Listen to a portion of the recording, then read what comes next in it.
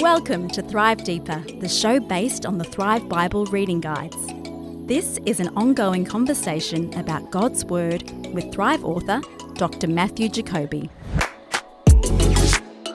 Matt, here we are back in the studio for our bi-weekly, no, it won't be bi-weekly, fortnightly is probably the best term. Is that the way you put it? I think that's the way you put it. Fortnightly deep dive Bible study, as you like to call it, as we continue on Thrive Deeper. Welcome, listeners. Great to have you with us.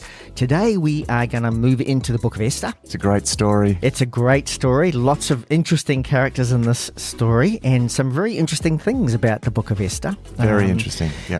Just before we sort of move into particularly Esther, I just want to give a bit of an idea of where this sits in the narrative of things. You'll recall recently as we've talked through particularly the book of Ezra, but also Zechariah just recently, we were talking about the Jews that had returned from Babylon and gone and been given permission by Cyrus to rebuild the city of Jerusalem and particularly the temple there. What's happening now is happening back in Babylon. In Susa, really. Susa, actually, which is part of the Persian Empire. Yeah. Of course, because now Babylon has been taken over by the Persians. And it's probably around 50 odd years into the return, after the return of that initial group to Jerusalem. So that kind of gives you a bit of a timeline. This isn't a story that's following on from that. This is a story, in a sense, that's kind of running parallel to some degree to that. And remember from those readings that the Jews who had returned started to build the temple in Jerusalem. They faced opposition from the surrounding peoples who didn't want them to rebuild the temple. They wrote back to the Persian king to say, we don't think this is a good idea. They searched the records. They wrote back to Xerxes, I think it would have been, and they searched the records and found that Cyrus had issued this decree and said, no, they need to be able to keep doing that, and you actually need to pay for them to do it. So that's a bit of context of what's happening in Jerusalem. Now we come back a little further into the story, and we're picking up probably around about must be 486 BC, 485, 486 BC, and we're back in the Persian royal city of Susa, which was sort of the capital of, I guess, the Persian Empire. Yeah, that's right. And the Persian Empire was massive. I mean, we would say today the world, really. I mean, it was the known world, apart from perhaps some small areas. It really went from India all the way across, the Middle East, as we know. Yeah, today. except for, of course, the Greek. Yes, They didn't quite annex all the area of Greece. And of course, they were then conquered by Alexander the Great, right. Around a sort of century and a half later. Yeah. But this is, I think it's worth saying to Xerxes, in some translations, it has Ahasuerus, which, so they're just, it's the same person. They're just different names. And it's commonly accepted by most experts, historians and the likes, that's the same person. Yeah. So Xerxes, Ahasuerus, you can, interchange those names. Now, just to locate Xerxes. Yes, good idea. So, see, some listeners might remember a film called 300, or certainly the story of the 300 Spartans that fought at Thermopylae. That's a very famous story of the 300 Spartans that sort of held out against the Persian Empire. Of course, they were all killed in the end, but it's this ancient story of bravery, and it was captured in this sort of comic book film called 300, and back in, I don't know, in the 2000s or something. That's the Xerxes that we're talking about here. Yeah. So it's an interesting, interesting sort of historical link there. Yeah. Just a bit of a flag. It's probably not a family movie. If you we'll go and watch that on Friday night with the kids, it's probably not a family movie. A fair bit of violence, and as and to some degree there is in the book of Esther as we work through this. But interesting things to note. As I was saying, Esther is considered to be one of the historical books of the Bible. Now that doesn't mean that the other books of the Bible aren't necessarily historical, but it's particularly focused on what God's doing in history as opposed to God and how he impacts history. It's what God's doing and what's happening in the world at the time. The other interesting thing about the book of Esther, correct me if I'm wrong, Matt, I think it's only Esther and the Song of Solomon's where God isn't really mentioned directly. That's right. Explicitly in the book. But of course, as we read through this, we'll see God's fingerprints through everything. And let's remember that this is being written to a people where God was almost like, you didn't need to, it's a bit like us saying, oh, did the sun come up this morning? We just we know the sun came up. We don't even think twice about it. Yep. God was impermeated in their lives. So I mean, not only is it implicit, the book is actually about the faithfulness of God. Yeah. I mean, that's actually what the book is about. That's right. Yeah. And the fact that it's not mentioned is actually a literary device, because it's kind of buried. There are really clear hints. So you're sort of invited as a reader to lean in a bit, to lean in and to understand what's going on here. Yeah.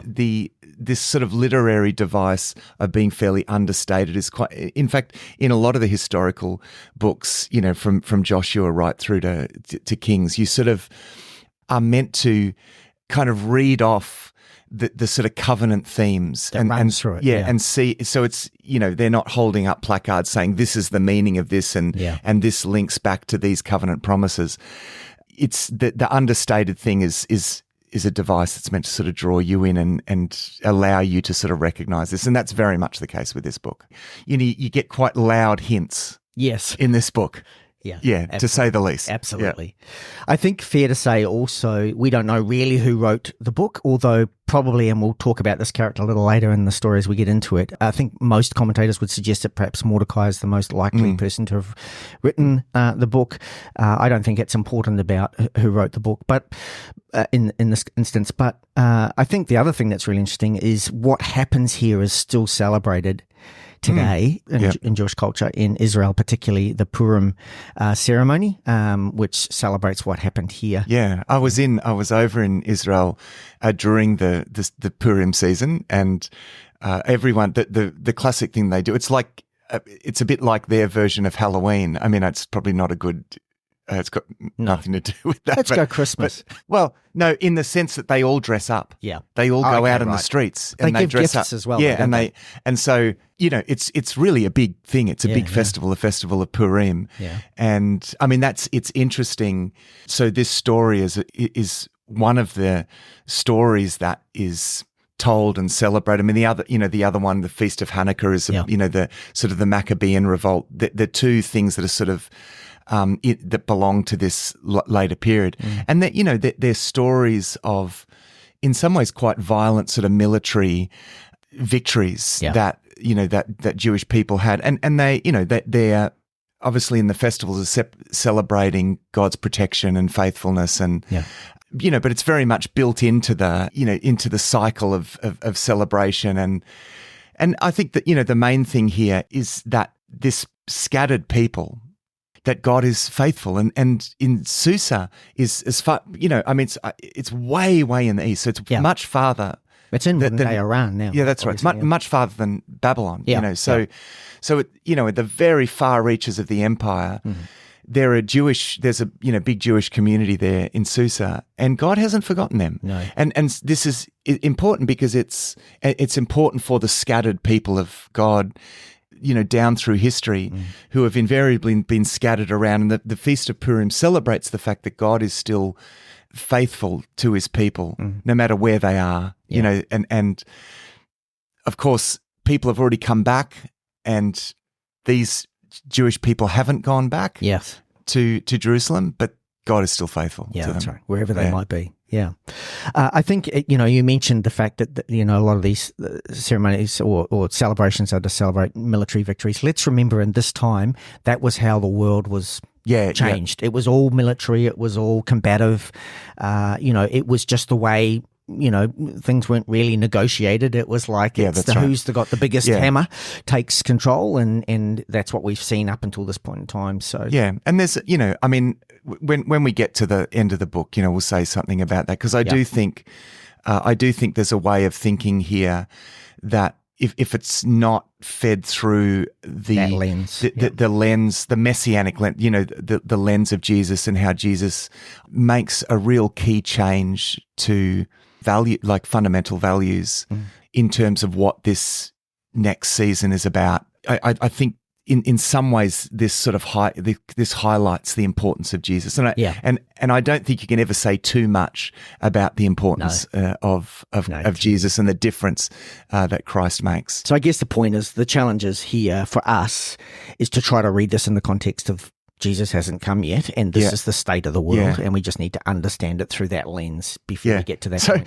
I mean, some listeners are going to wondering what we're talking about. Yeah. Anyway, because it gets, this gets pretty violent It does. towards the end. So, let's jump into the story. Well, the last thing I do want to say, just before we jump into the story, it's clear it would seem that there's a fair bit of anti-Semitism already happening around the place. Yeah. I think there are Jewish people that are in positions of some authority. Mordecai, I would suspect, given his proximity to the king, and we'll come to him soon, probably had a position of authority. We've got the issue happening back in Jerusalem where they're trying to rebuild the temple and people are complaining about the Jews doing this, and then Xerxes issues a command to allow them to do it, and in fact you guys pay for it as well, which would have created even more tension. So I think it's important to come into this understanding that everything just wasn't rosy. There was already a bit of racial and religious tension happening in the cities. And that's quite a consistent theme through Scripture, this idea that God blesses his people and then they become the object of resentment and so there's this, absolutely. Right. We see this cycle of anti-Semitism, which I think has gone right through history. Correct. In the first chapter, we have this story set up. Yep. And that's really what it is. So Xerxes is holding a kind of public exposition, essentially. This is a big show-off fest for all the nobles and it's about 4 officials. years into his reign, I think, and he's had some great military conquests, and it's like, hey, it's party time, but it's a very long party. It's 180 days, and then there's a feast after that for 2 weeks or something. Yeah, that's right. So it's not 180 days of constant partying. Yeah. It's an exhibition. It's a time where he's showing off and all of his wealth and so he finishes by holding this 7-day banquet, sort of sumptuous garden party and display of really astonishing wealth. Yep.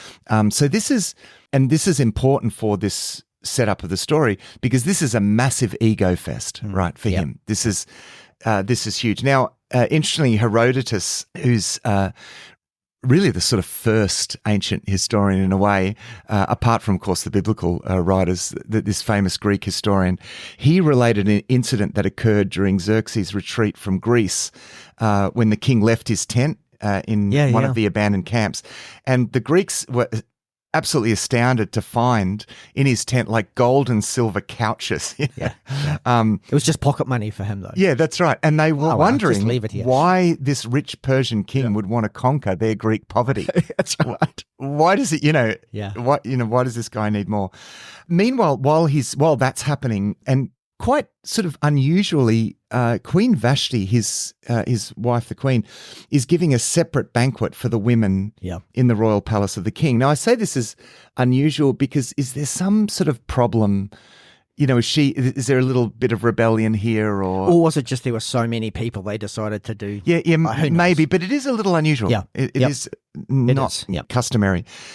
Now, at one point, Xerxes, in a drunken state, sends his queen to sort of put her out on display before his mates. It's this classic scenario, and he's just showing off right now. She has none of this. Yeah, she just outright refuses. Now, the problem with this is that with her, he's showing off his power, right? Yeah. And he summons officially, summon the queen, and then you can imagine the official coming back and whispering in his ear, she's refusing to come. This is humiliating for this guy. I think it's interesting because Herodotus, I think it was, or maybe even Josephus, I can't remember who it was, suggested that because the text spoke specifically just of the crown, it was possible that they wanted her to come back with wearing nothing except possibly. the crown. That's right. And that's why she wasn't having any part of that. Yeah. Well, maybe. Who knows? We don't know. Yeah, who knows? So he's absolutely furious. He consults his lawyers and his wise men. Yep. And they reply, his pride hurt here. That's right. Pride, but they, they reply that this is going to set a dangerous example to all the women in the land. And they in verse 18, they say there will be no end of disrespect and discord. Right. So you got to make a public sort of statement here.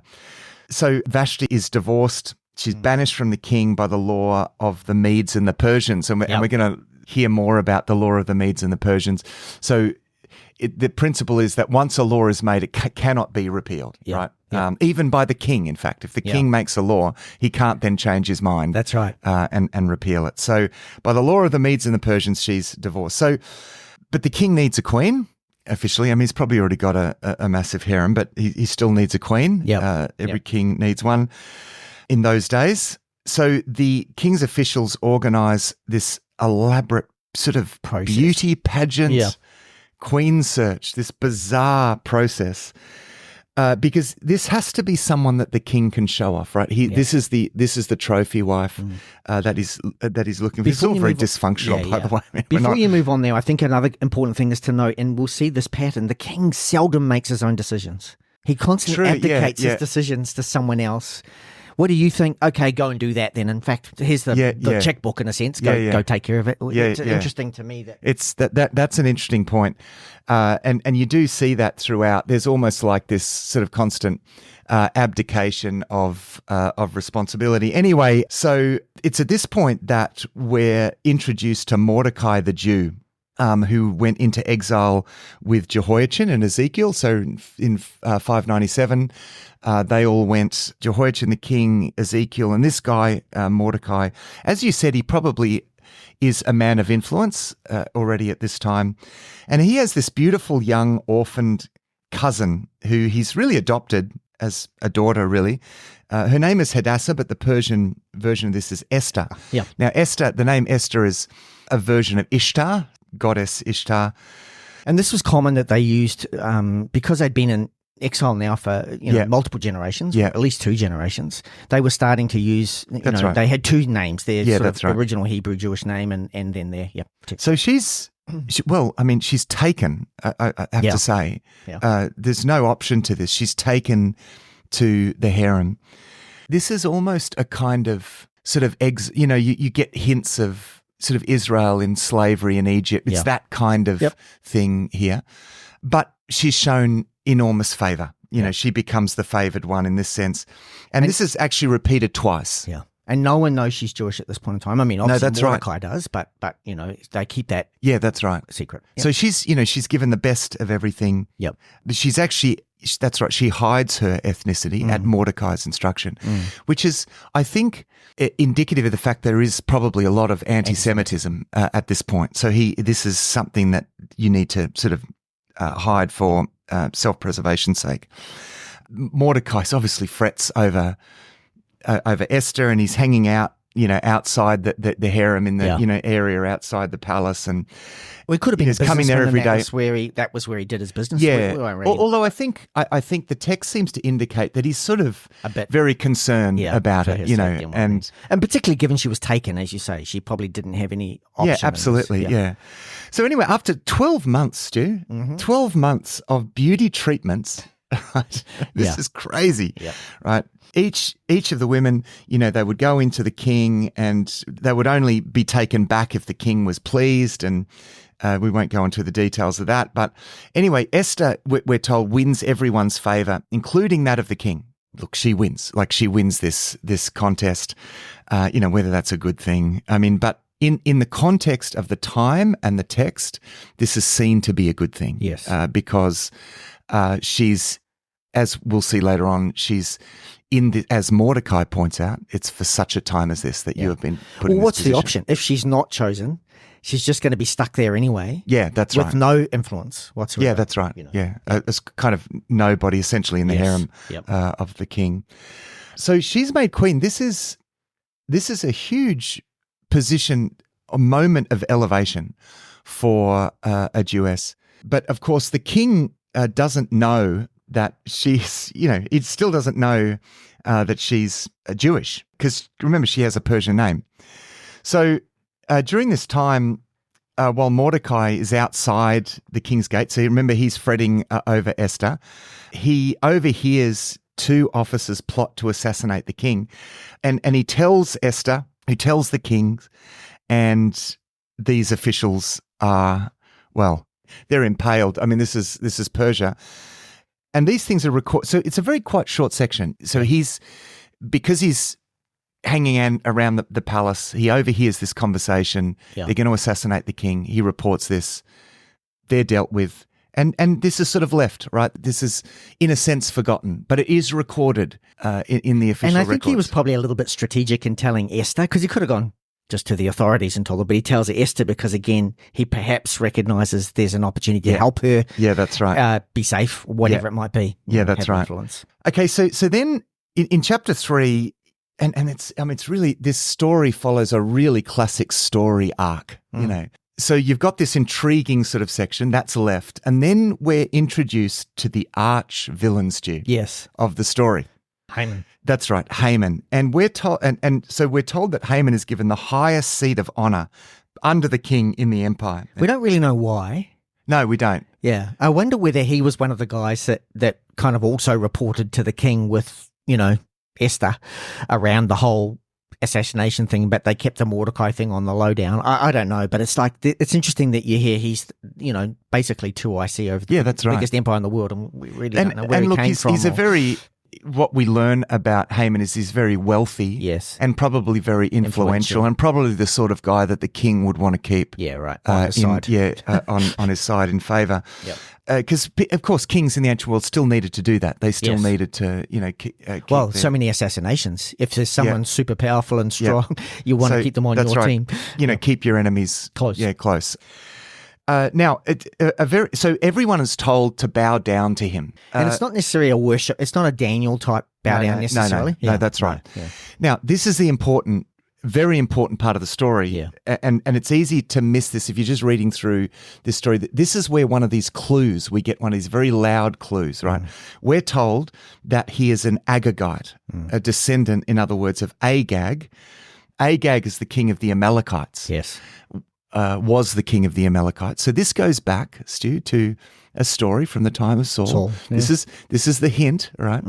And if you miss this, you're going to miss a very important theme, an indicator about what this story is about, right? So you will recall that Saul fights against the Amalekites. The Amalekites are these sort of traditional enemies. They go back to when Israel came out of Egypt. The first group of people to attack them in their weary sort of state were the Amalekites. Very famous story about Moses up on the hill and holding up his hands. Right. That story is the story of them fighting against the Amalekites. And there's other instances where the Amalekites sort of come against them. So these guys become their sort of traditional, there's a sort of curse on the Amalekites because of this. They also go back to tell us about how far this goes back. Yeah, so Haman's in the lineage of Esau's family. So Amalek, who was one of Esau's sons, and obviously the forefather of the Amalekites.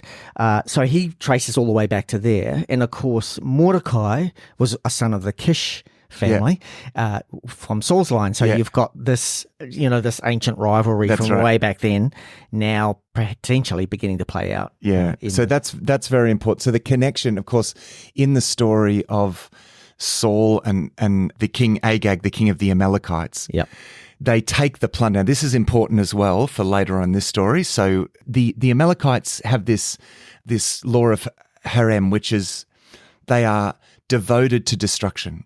Right. And which means that when they go to war against them, they're meant to be completely, you're not meant to take any plunder, right? Because it's completely, and the king is meant to be killed. Now, when Saul comes back from this campaign, they've got all this plunder with them, and the Agag, the king of the Amalekites, is still alive, right? And so that Saul is making this mistake, right? That he's not following this rule of harem.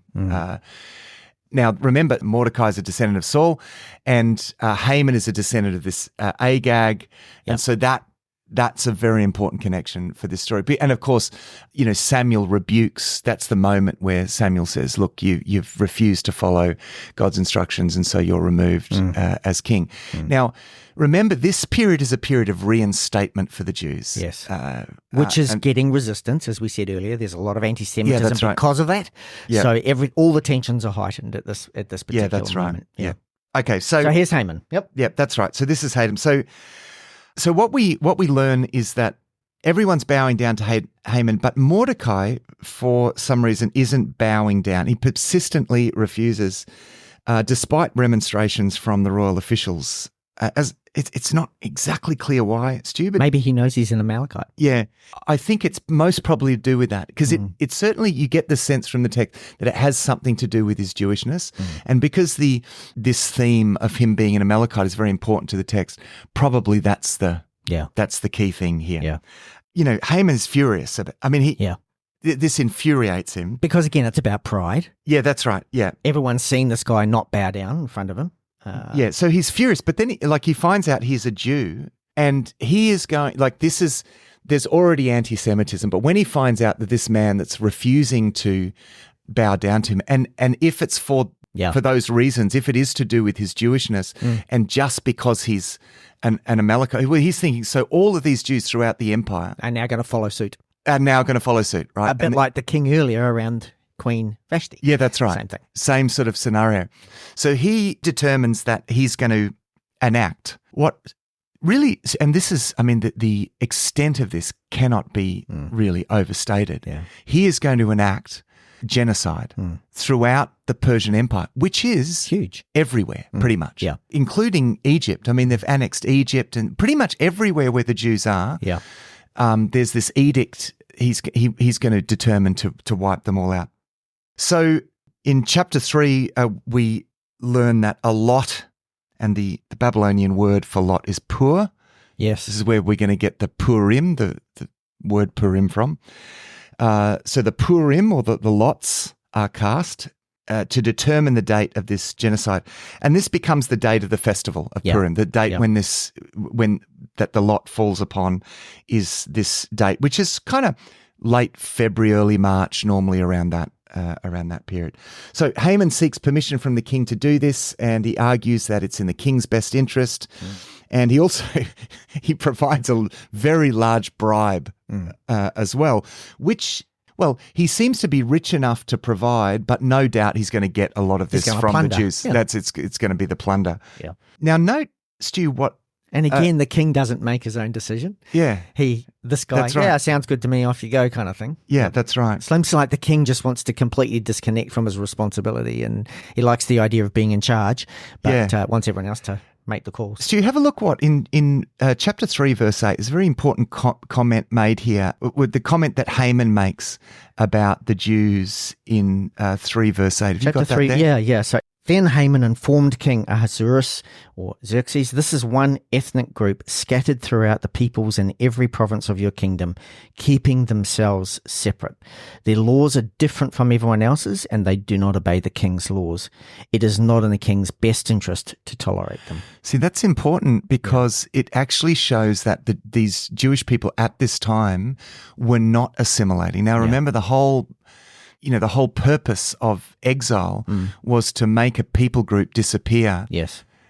By becoming assimilated, by losing their national and their religious identity and assimilating. Now, the Jews weren't assimilating. And this is one of the things that causes this anti-Semitism, right? Because they follow their own customs. And so there's a sort of perpetual xenophobia. They're not integrating into the culture.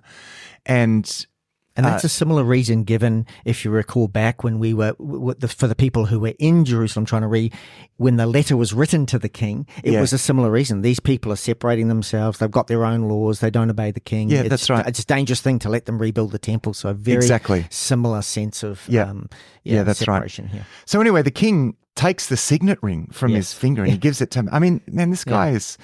It's like the signature to the checkbook. Yeah, exactly. So he just lets him do with the people as you please. Yep. He says. So the royal decree signed, sealed, and delivered to all the provinces with the order to, and I quote, to destroy, kill, and annihilate all the Jews, young and old, women and children, on a single day, the 13th day of the 12th month, the month of Adar, and to plunder their goods. So this is a moment that triggers, and this is important because you've got some triggers here. First of all, there's the Amalekite thing. Yes. Then there's the family that Mordecai's from. So you think, there's a connection here. Something's going to be played out here. Then you've got this decree that is a fundamental threat to all of the Jewish people. Right. This pulls the trigger essentially on the covenant promise.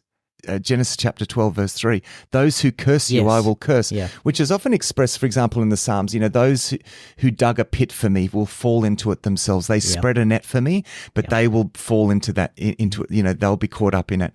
The sword that they intended for, they have been slain by the sword that, was meant for me. All of these sorts of, ways of expressing that that sort of reflexive curse. It's a curse that bounces, right? Yes. This whole story is essentially about that. It's this sense that there's this curse that's put out on the Jewish people throughout the world, and it's a existential, not just a threat, but it's going to wipe them all out. So the question is, all right, so what is God going to do about fulfilling his covenant promises? And what you see in the story is that God has already acted. Yes. There's already something put in place. And this is the important thing about this story, is that this doesn't take God by surprise. No. Now, of course, this isn't stated in the story, but you see clearly, and this is made explicit in a moment, in chapter 4. Yeah. Well, even with the casting of the lots, if you think about it, it could have been the next month. Yeah, that's right. But it was 11 months. It was nearly a whole year. That's right. Yeah, because the lots were cast to decide when this was going to happen. And it came out at great 11 point. months, Yeah, and so there's plenty of time for preparation here. God is determining the lots. He's already put Esther in place, so all of that stuff around Vashti, and you think, wow, like God has been ordering events for the benefit of his people here, and so this doesn't take God by surprise. This is a very important message, in this that comes through this book. So it says, it's interesting in chapter 3:15, the king and Haman sat down to drink, but the city of Susa was bewildered. So this is even in a fairly anti-Semitic context. This is, people are pretty bewildered by this. Yes, just coincidentally, I mean, it's like the sort of cross-reference to Esther, chapter 3:15 is Genesis chapter 3:15, and of course the verse orders and not original, but the promise of God that the seed of the serpent will strike the heel, but the seed of the woman will crush the head of the serpent. And again, this is another promise that is fulfilled here. This is the serpent striking at the heel, but the serpent's head is going to be crushed here. So anyway, in Esther 4:1, it says. Have you got that there, Yeah, Stu? I have. Yeah, I'll read that. Just for read you. verse 1. When Mordecai learned all that had occurred, he tore his clothes, put on sackcloth and ashes, went into the middle of the city and cried loudly and bitterly. Okay,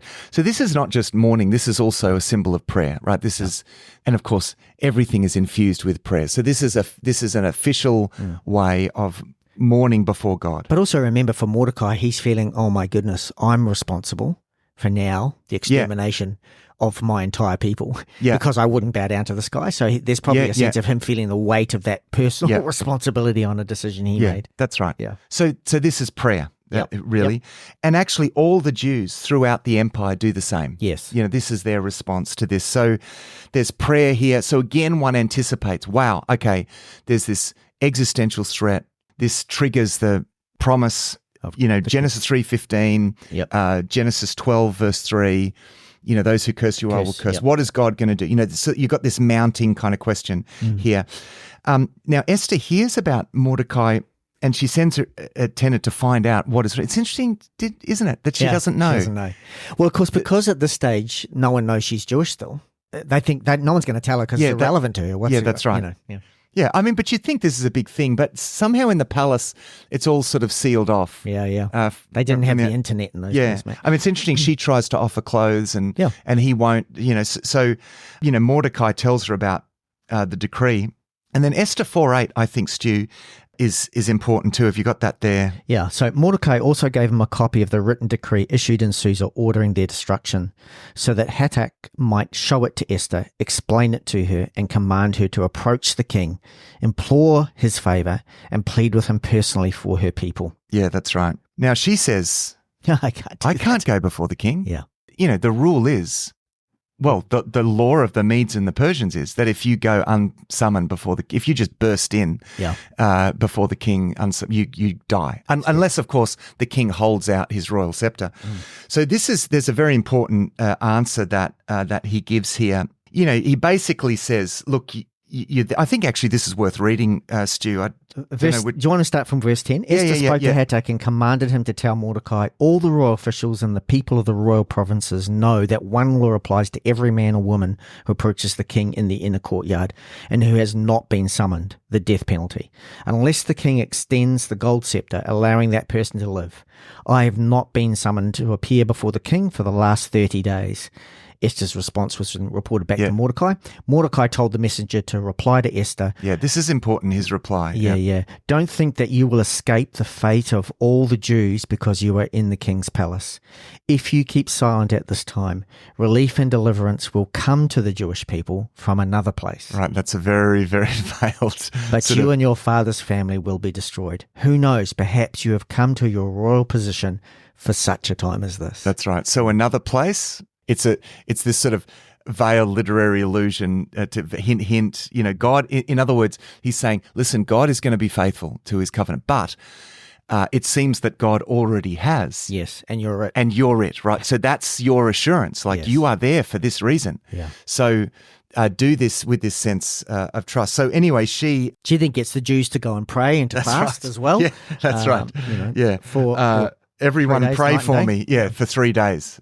So they all do it. Again, this prayer is important again, because this is how it works. There's prayer and then there's God's faithfulness. So she goes, and of course she's granted grace. Yes. He holds out the scepter.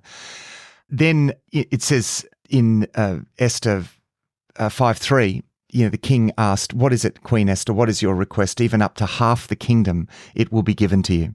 Which he's not really offering that. He's essentially saying, "Hey, whatever you want, it's yours." But he's not really saying that. Is but he? this I don't think he is. Well, probably not. I think it's just a way of saying something. Because it's interesting that King Herod says, one of the Herods says the same when Salome dances before, and he says, "I'll give you anything up to half my kingdom," and she says, "I want the head of John the Baptist." Yes. So similar statement is made there. So you expect here, Stu, Esther would that she'll say, that she's going to say, like he said, up to half my kingdom. Well, I'll take the Jewish half. Yeah, that's right. Can I? But and this is where you get this mounting tension because she doesn't do this. Now, this is actually really clever. This is very shrewd because it's not just about saving the people. There's also the issue of Haman, right? Because it's going to continue to be, with him in charge, this is going to continue to be a threat. So she's actually doing something really shrewd here. So rather than... Well, I think she also knows the king's not that smart, clearly. That's right. So she's going, I can't really rely on him. Very powerful, but not that smart. Yeah. So she doesn't bring up the main issue. No, she has clearly a more complex plan. She requests that the king and Haman come to a banquet. Yeah. They come and she creates an imperative by saying tomorrow. Yeah. So it's like you can't think about it. It's tomorrow. And in fact, if you're going to have a banquet tomorrow, you've already started preparing for the banquet. So it's that's right. It would be pretty rude to say, well, we're not coming. So they have the banquet. Then the king says, okay, so now what he is knows there's an agenda here, doesn't he? Yeah. And then she says, could you both come to another banquet, right? Yeah. Now, it's like she's just getting cold feet or something. Well, the interesting thing about this, Haman is absolutely delighted. I mean, this for Haman, he has been invited into their lounge room, right? The royal lounge. And he doesn't know she's Jewish still, remember? Yeah, he doesn't know. So his ego is just really inflated now. And the one thing about an inflated ego, it's very tender, right? The more inflated it gets, the more like a big balloon, it becomes more tender. And so he goes and he boasts about this to his family and friends. Look, I've been invited to this. But his inflated ego now just cannot bear Mordecai insult. He obviously walks past Mordecai on his way home to do the bragging thing, and he sees this guy still not bowing down. Well, it's interesting. I mean, Mordecai's not relenting from this. No, that's right. Yeah. I mean, look, it's too late anyway. There's nothing you can do, really. The decrees. So he's thinking, oh, well, it's. And I think the fact that he was invited to the banquet has emboldened Haman to kind of deal with this issue. Yes, exactly. That's right.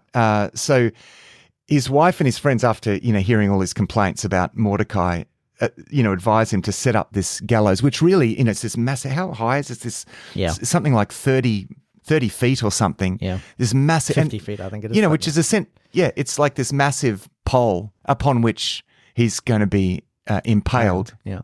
We'll leave that to listeners' imagination.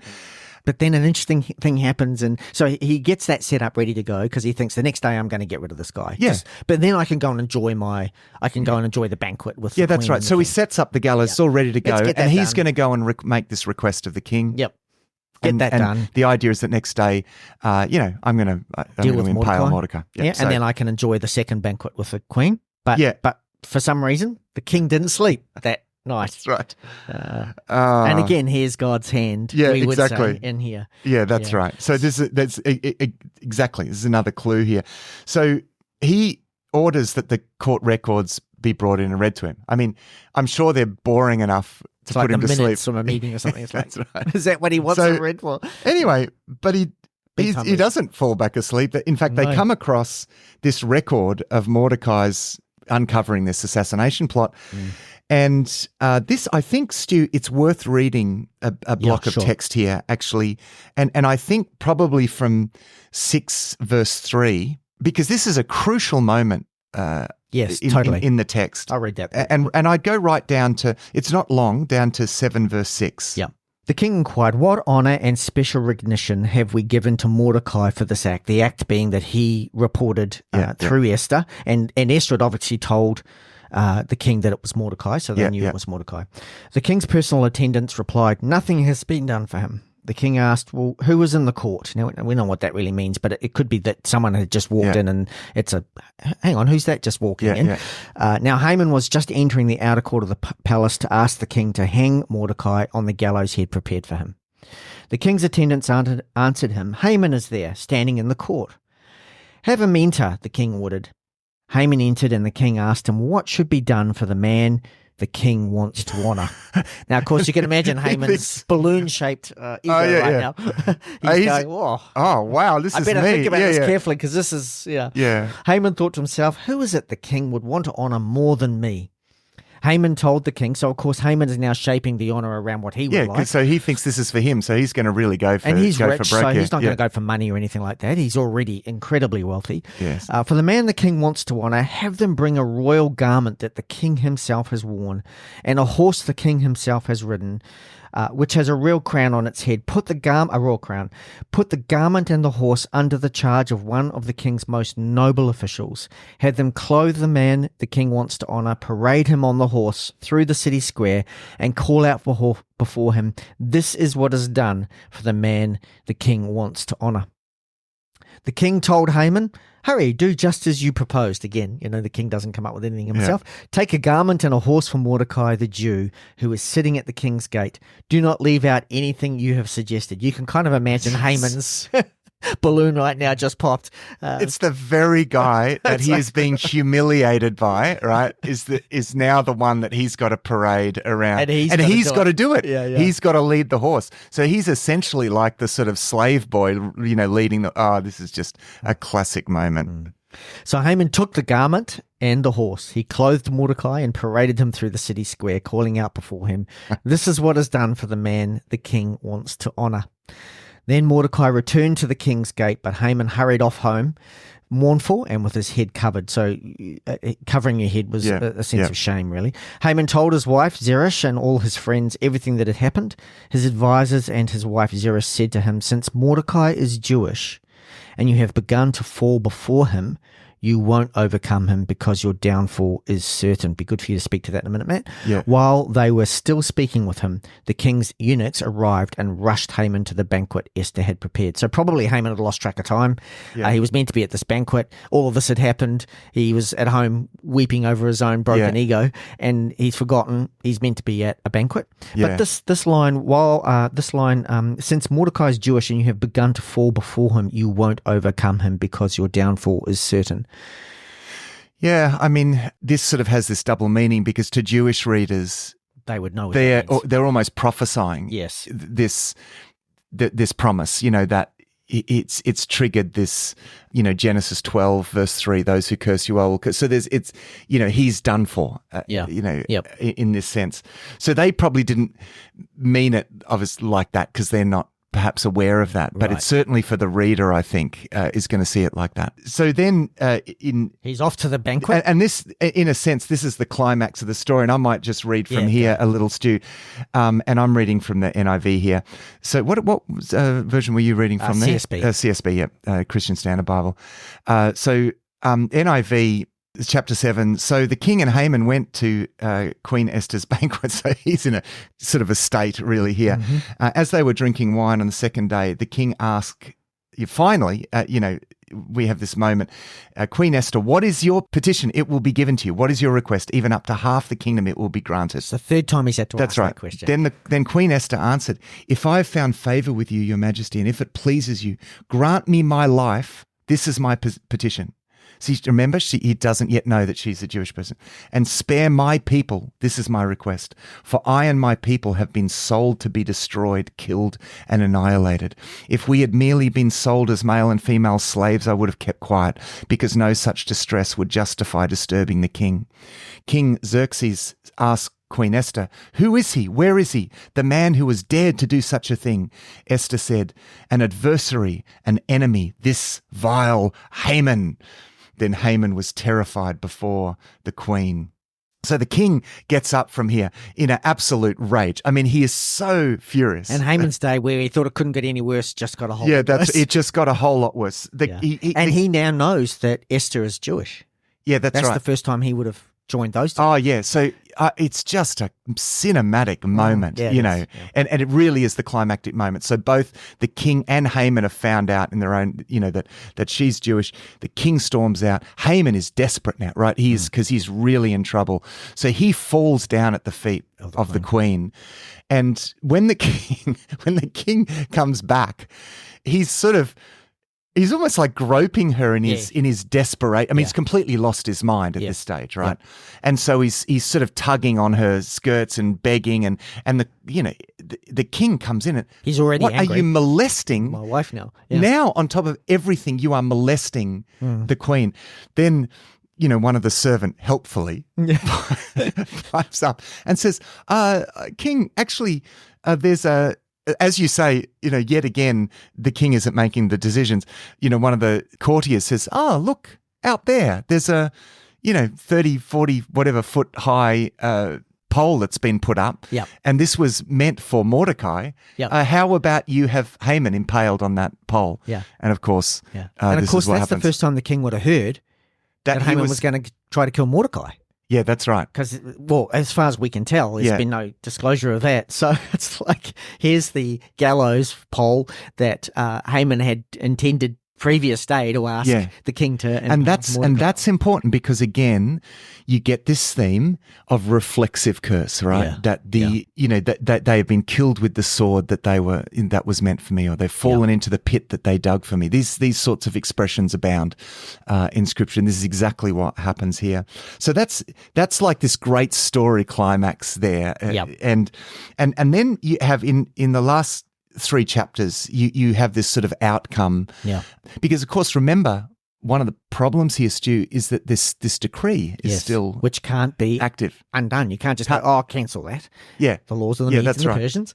Anyway, but look, we find out, so Esther actually receives Haman's estate, and significantly, Mordecai's given his position. His role. So this is yet another example of a Jewish person. So remember, Joseph becomes the prime minister of Egypt under Pharaoh. You got Daniel, essentially, has the the highest position under Nebuchadnezzar, and now you've got Mordecai.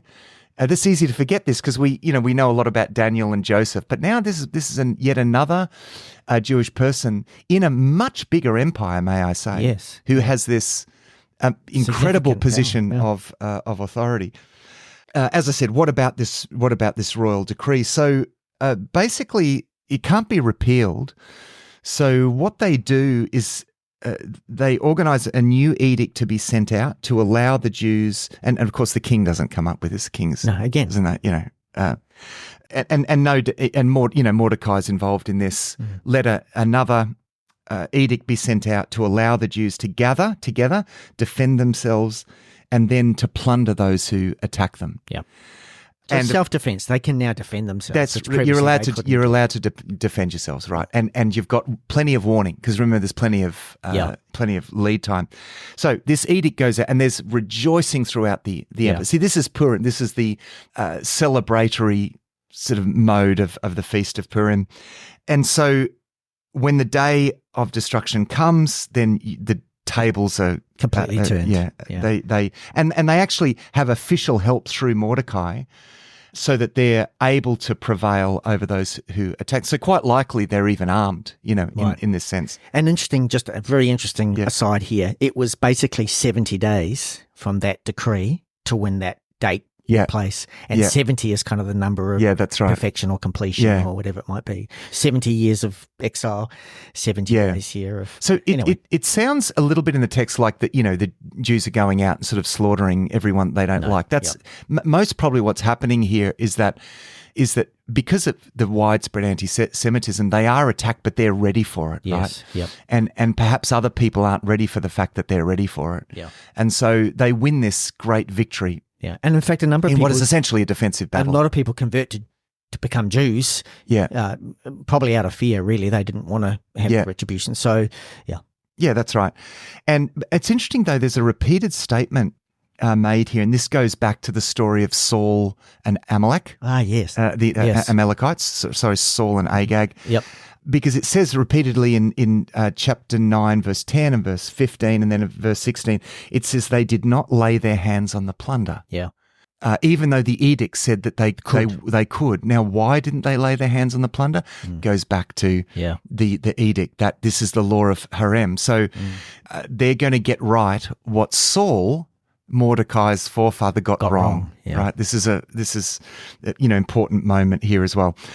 And actually, Esther even requests another day for them to just complete their destruction of their enemies and just in Susa in the capital, because I think not so much in the other areas. And Purim is established as this festival to be observed in general with this great sort of military battle. Now, again, as we said before, very violent, and I think this is where there's a time for this when God's people are this limited sort of national identity.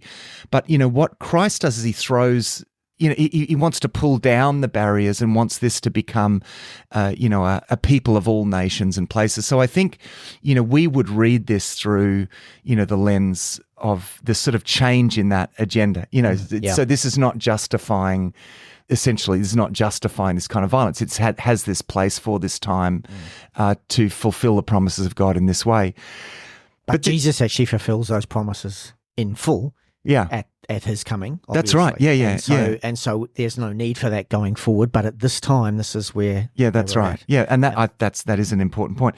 But here is and this is the remarkable thing about this book. I mean, never has there, even really since, has there been a time when the Jewish people were more under threat in this sense. Like all the whole biggest, world. Basically. It's like pretty much the whole world, or this edict against it to wipe them all out. And yet there is this remarkable victory. God set things up with both Mordecai and Esther. He's working behind the scenes.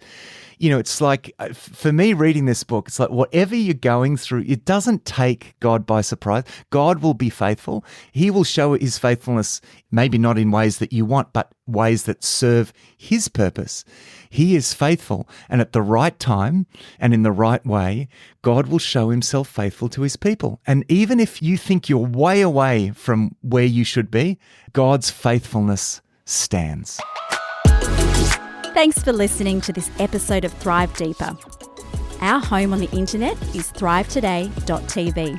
You can contact us, ask questions, see all our resources and much more at our website thrivetoday.tv.